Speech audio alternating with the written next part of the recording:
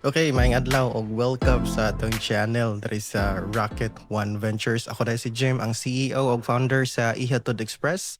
And we started on 2023 and then by 2025 na nakoy upat ka buok branches operating in Southern Leyte and Leyte. So I'm not trying to sound like I'm an expert. Like ayaw tuuhi ang tanan akong gisulti diri Akong ganahan gyud nga mahitabo kay makatabang ko sa mga tawo nga ganahan mo sugod og negosyo pero wala pa lang kahibawo kung unsaon gyud taking the first step of starting a business. So, if you think that you are not ready, then you are on the right channel. So, ganahan ka nga mag-start og business. Para nako lang no ayaw na.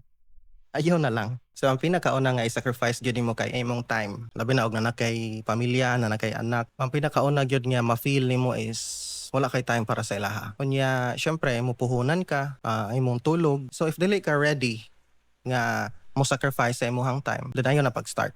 Ay mo to anang maingon nga mag-start ka og business onya part-time ra onya mukita dayon kag ingon ani. I don't know about that. Like wala ko hingi pa. wala ko gidaot ha nga mga grupo. Pero real entrepreneurship, it's a given gyud. Like pinakauna gyud na nga pangayoon sa imong business ang imong panahon. Kay ikaw pagud yun na nag-start. Like start up pagud ka wala pa kay laing mga tao, dili wala pa kay kwarta aron makasuhol og laing tao. So ikaw gyud ang pinakauna nga mo trabaho ana. Ikaw marketing manager, ikaw janitor, ikaw customer service, everything. So pag start ako sa Ihatod Express, ako'y dispatcher. Kaya wala akong may dispatcher pa sa una. Ako'y dispatcher, nya usahay akong asawa ang dispatcher, nya ako'y rider. Kaya usahay wala gyud rider nga mapamalihugan ug walay rider nga available. So at that point, murag na ready na pud akong kaugalingon atong panahon na. It's because I know that your challenges are only temporary if you keep on looking for a solution and you don't stop there. So I work like 15 hours, 16 hours a day. Okay? Ako ang mag-dispatch, ako ang mag-make sure nga naay mga riders o ako ang customer service po. So not to mention, imo pag yung i-track na ang imuhang halin para anang adlaw o sa tibuok adlaw. And you have to make sure nga na kay relationship sa imong family gihapon. So it's a difficult situation. So again, kung dili ka gusto, dili ka willing nga mo go through ana nga phase, then ayaw pag-start og business. Kay wala mo gud ni instant result. Walay madali ang balik kung sa Tagalog pa. Walay like definite number of years or minutes or hours spent nga maka guarantee nga mahimong successful ang imuhang business. Business is a long, painful grind before baka makakita og stability. Unya, kasagaran mong gunato kay dili pod ganahan like wa pa lang gani nagsugod na discourage na kay mahadlok ma-fail. So kung naana sa imong hunahuna gyud nga mahadlok ka ma-fail, what if maulawan ko ani sa akong mga barkada or sa mga tao, then ayaw na lang pag-business. Kay we can expect a lot of mistakes, mga wrong decisions. Kaluha na siya sa startup. Labi na sa startup. But failures are actually kaluha na siya sa business. So for example, dili na lang ta mulayo kay maingon basin makaingon mo para ang katong mga dagko na mga negosyante wala naman sila sayop or dili naman na sila masayop kay kuan naman na sila kanang gahi naman kay na sila katurang sa mga gagmay. Well, take a look at Elon Musk kanang sa SpaceX. So kung ako nagsunod ko ng SpaceX, so grabe ang dinagko na kana billions of dollars na ang iyahang at stake. Kay if wala pa mo ka ilan ni SpaceX, si SpaceX ang naghinungdan nga nung na Starlink, nganong naay mga internet sa mga lugar nga dili unta angay naay internet is because naa sila yung mga satellite sa ibabaw. Si SpaceX pod ang hinungdan nga nung barato na lang kaayo ang pagpadala og mga satellite sa outer space is because nakaimbento sila og kanang method nga ma-reuse ang rocket.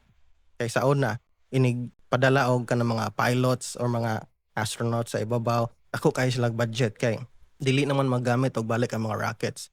So that was something nga gi-solusyon na ni Elon Musk through SpaceX. But at the same time, before na successful ang SpaceX, billions ang mistakes, mga wrong decisions ni Elon Musk. Kay kadaghan man to na fail ang ilahang projects, kadaghan ning buto ang ilahang rockets. And to think about it, grabe ang risk. So magtikadako ang level, magtikataas ang level sa business, magtikataas ang level sa risk, but at the same time magtikataas pod ang level sa reward. So kaluha gyud na siya. Every level has its own painful grind. And every level expect yun nga ma-fail ka. Failing is normal, but if dili ka mo bangon, mamapha sa imong kaugalingon og mo move on and to continue the fight, then that is what we call losing. Kay ning undang man ka. So that's why makaingon pod sila, makaingon ko nga. Actually, dato yung mga tao nga nag-ingon nga, to be an entrepreneur, you have to be kanang mura kag buang. Kay instead nga mahadlok ka sa mga challenges o mga pains ahead, ma-excite naman noon ka. Almost all successful entrepreneurs naagyod ana nga mentality. Ang mga challenges makapa-excite nimo. So every time nga na ako'y gusto nga ma-achieve, mura ko og ma-excite. Kay what if ma-solve na ko na siya nga problem? Nindot kayo. What if paspas na lang kayo ang process? Nag-imagine man gud ko sa akong self living in the result sa mga problem solving nga ning succeed. So that's the mentality behind that. Actually, it just depends gyud sa imuhang mindset and how you perceive things.